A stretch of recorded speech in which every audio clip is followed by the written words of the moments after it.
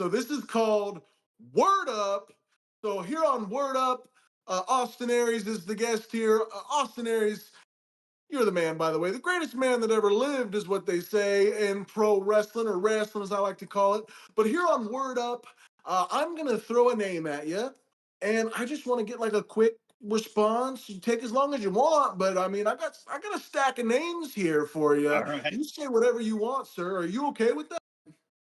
We're going to find out. Word up. All right, here we go. Here we go. First name, right? We're coming out hot. Donald Trump. Polarizing. Vince McMahon. Uh, God damn it.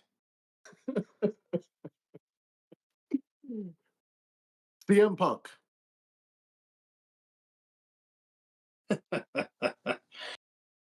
uh, the epitome of self-belief. His wife, AJ Lee.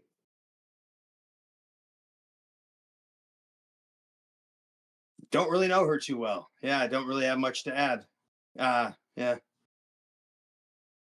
John Cena. You know, professional player of the game. Brock Lesnar. Freak of nature. Triple H. He is the game, right? He cracked the code. You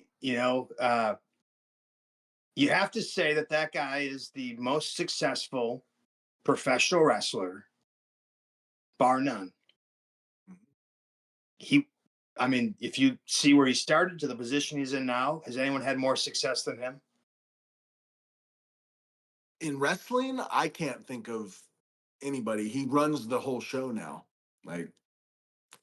So from that standpoint, absolute genius.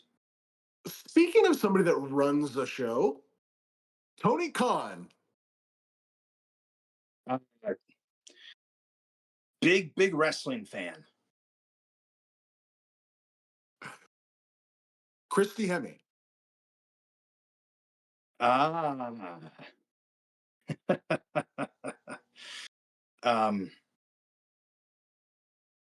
don't really have much to say about that. Mother of like 15 or something, isn't she? She's had a lot of kids. Yeah. She's been not really in the news for years and years and years.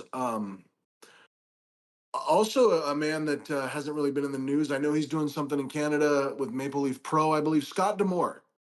Scott D'Amore. Good wrestling mind for sure. One of my favorites, Bryan Danielson. Best that I've ever been in the ring with. Yeah.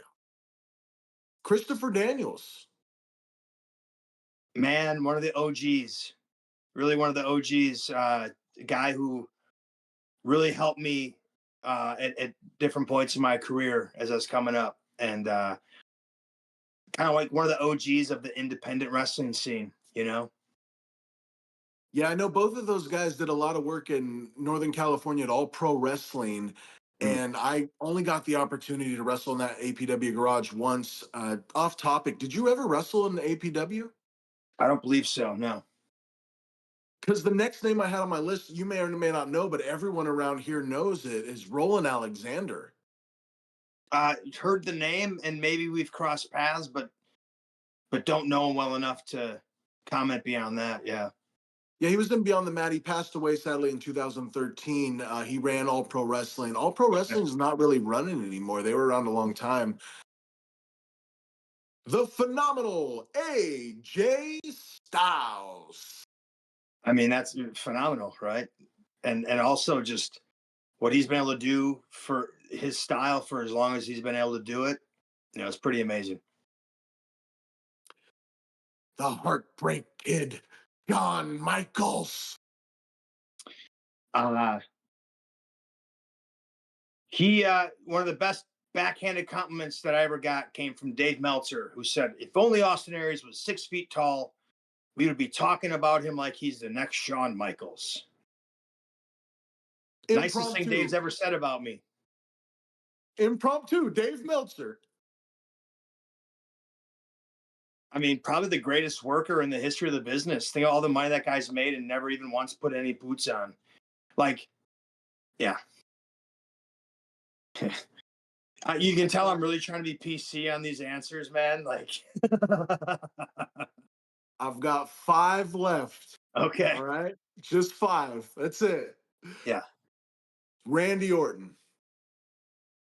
Oh, man. Like, he's like a pro wrestler's pro wrestler, you know? The Undertaker.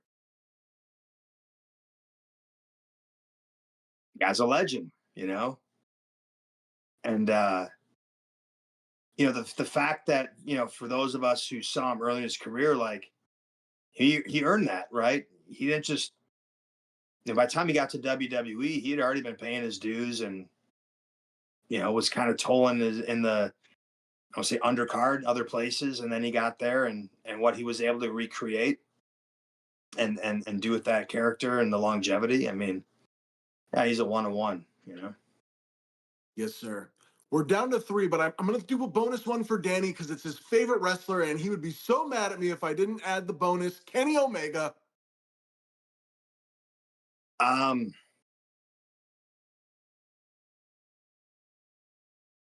Kenny Omega. Uh,